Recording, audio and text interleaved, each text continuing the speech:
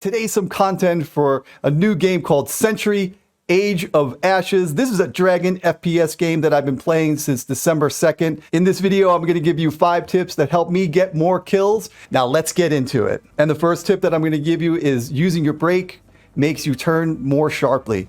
This is a thing that took me a little bit of time to learn. What I do is just fly around in the training session and just kind of practice doing 180s and just going in between tight spots and just basically flying around, having a good time. There's no enemies there that are going to kill you. So that's the first thing you should do, is just go into practice mode and just use that brake.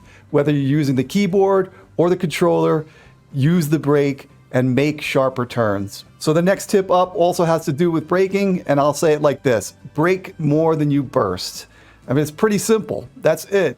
But what you also have to do is when you're in those training sessions, you're flying around, you kind of also have to train your mind to be cognizant of the brake. The reason why is because it's so much fun just bursting around and flying around real fast in this game. It's a fast-paced action game. The reason why I give this tip is because braking requires absolutely no stamina. And if you play this game even in a short time, you'll learn very quickly that stamina is a resource that you need to use to burst in order to get out of tight jams.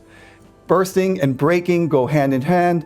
But what you want to do is you want to use that brake because you can always have it available to you, and it's something that can get you out of tight spots. It can also help you turn better. But I think the key takeaway from this tip is training your mind to brake more than you burst. Don't be like me, who likes to zoom in and out of corners and just go crazy. And the next tip up is gain shields early. The shields are a very important part of the game. So if you're going to burst, you might want to always end up near a shield. This way you can survive some of those early hits from your opponents and kind of cause mayhem. But the thing is this: when you're coming off of a respawn, getting that shield really does take it away from your opponent. During the respawn time period, your opponents are going to be taking damage from your teammates, so that if you get the shield, you'll take away a shield that they'll be searching for, and that can really cause them a lot of problems. You can come in and then get that kill on them, and if it happens to go into overtime, you're the one that has the shield and your opponent doesn't. So there's an advantage there. The next tip up is about using flame breath. Flame breath is a close proximity attack,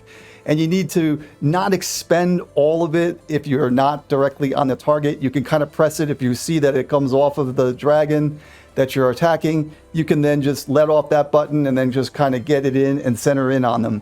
You also want to just kind of steer a little bit, but the dragon's head will turn from left to right and just kind of keep the flame breath on it. You don't have to really do it as much. This game is an auto aiming game, and there is elements of just getting your aim in the right spot and then letting the dragon do the rest of the work. So you act as the controller of the dragon, and then the dragon will take your lead, which is put flame breath on the target, and then it just kind of finishes off the job.